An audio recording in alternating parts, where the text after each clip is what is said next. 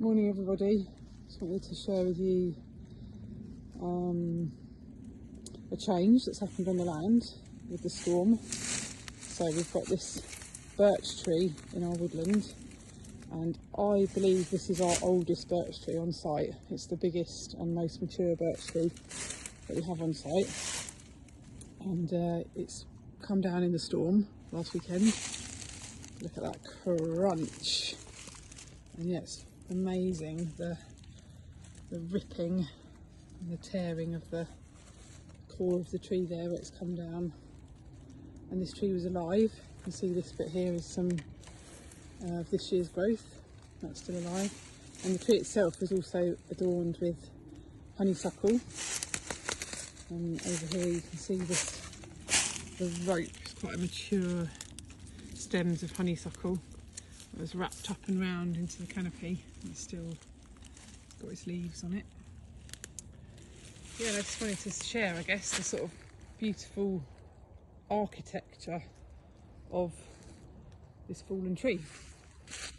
And so if I put my arms around it, I can just about touch my fingers. So that's the diameter of the tree, probably, but yeah, right.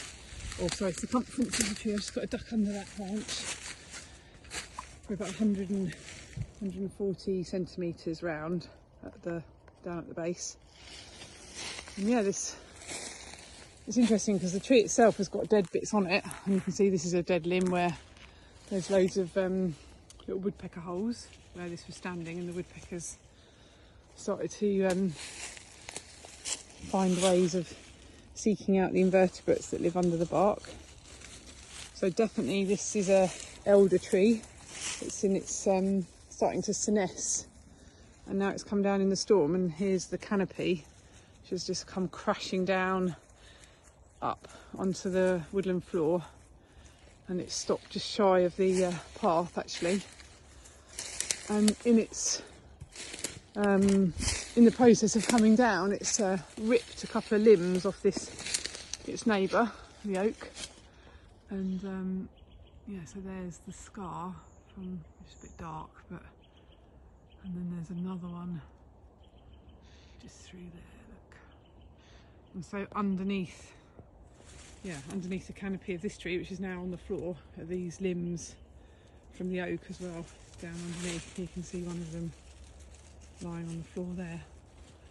And this is really important part of like natural processes. This is what we talk about in rewilding. So this, and what it's done is it has opened up this gap in the canopy, and this is all part of the natural cycle of a woodland. So next spring, this part of the woodland will have more light, and we'll get a flush of the ground flora that needs more light. So there'll be lots of honeysuckle germinating, we'll have bluebells, wood anemone, probably some primroses up here on the high ground. And this is how a woodland naturally regenerates. So the fall of the giant creates the light in the canopy, and then the new growth flushes up, and so the cycle of the woodland begins again.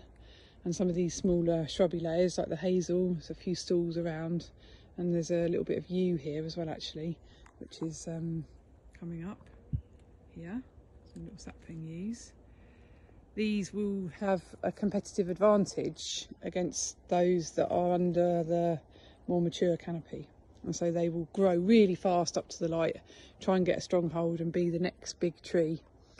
And then this fallen tree, which is still attached at the base, so it'll be interesting to see, we may get a load of phoenix growth coming up, new shoots coming up along the trunk of the tree.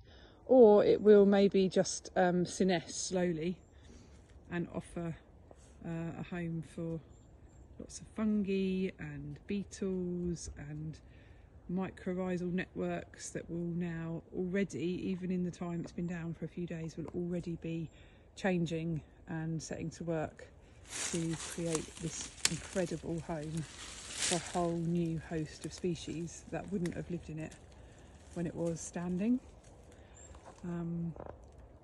So it's really beautiful to see that here at Embercombe we are allowing these natural processes to take place, So it might have been that if we'd have been heavily managing this woodland, we might have identified this tree as being old a couple of years ago and felled it because it's a birch. It doesn't have a particularly long lifespan like an oak. But because we haven't, we now have this incredible opportunity for the woodland to go through the cycle of life. And yeah, I find it absolutely incredible. And those limbs that it's ripped off the oak, far from being bad for the oak, that scar there in the branch of the oak that's still standing is going to slowly rot down and will offer a home for bats and birds and woodpeckers. Maybe dormice might be nesting in there next year. And since the release of the pine marten into our local landscape nearby on Dartmoor, this is exactly this tangled arboreal passageways, if you like. These are like highways for pine martens.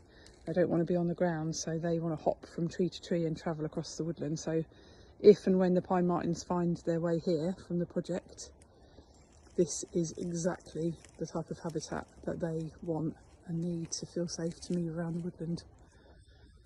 So yeah, it's a beautiful site and a beautiful gift that we're allowing these processes to take place here at Embercombe. I'm going to go around the other side and see if I can show you the top of the tree before I sign off. Yeah. So yeah, beautiful, beautiful fallen birch.